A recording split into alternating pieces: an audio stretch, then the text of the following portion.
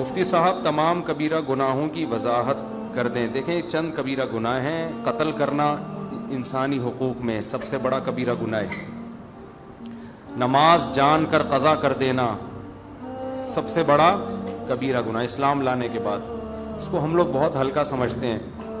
اسلام میں خوب سمجھ لو, جان کر نماز قضا کرنے سے بڑا گناہ کوئی بھی نہیں ہے. خوب سمجھ لیں. یہ امام احمد ابن حنبل کے نزدیک انسان اسلام سے ہی نکل جاتا ہے. اس کو ہلکا نہ سمجھیں. زمین آسمان ادھر سے ادھر ہو جائے, نماز قضا نہیں ہونی. جنگ کی حالت میں اللہ نے اجازت نہیں دی ہے نماز قضا کرنے کی, میدان جنگ میں, تو پھر کہاں اجازت ہوگی.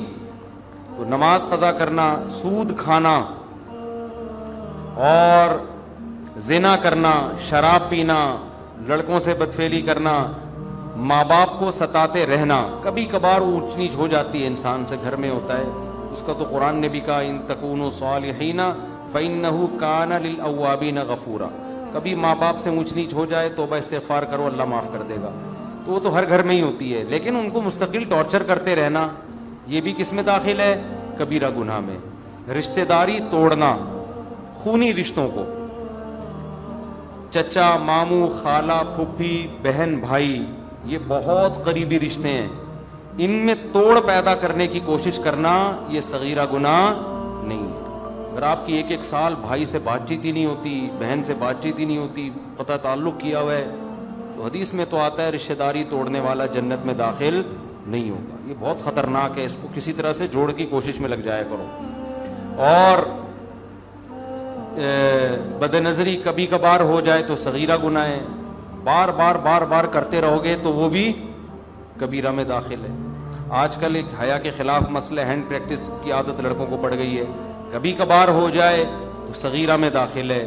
لیکن یہ کام کبھی کبھار نہیں ہوتا, جو کرتا ہے وہ کنٹینیو کرتا رہتا ہے, تو وہ بھی پھر کبیرہ میں داخل ہو جائے گا.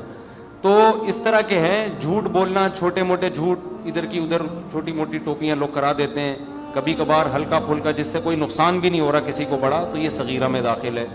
اور پوری آپ نے پگڑیاں لا کے پہنانا شروع کر دی, ٹھیک ہے نا, اس جھوٹ کی بیس پر لوگوں کی عزتیں اچھل رہی ہیں اور حق اور باطل میں خلط ملط ہو رہا ہے, تو یہ کس میں داخل ہوگا, کبیرہ گناہ میں. تو قرآن کہتا ہے ان تجتنبوا کبائر ما تنہون عنہ نکفر عنکم سیئاتکم, اگر تم کبیرہ گناہوں سے بچو گے ہم چھوٹی موٹی خطائیں معاف کر دیں گے.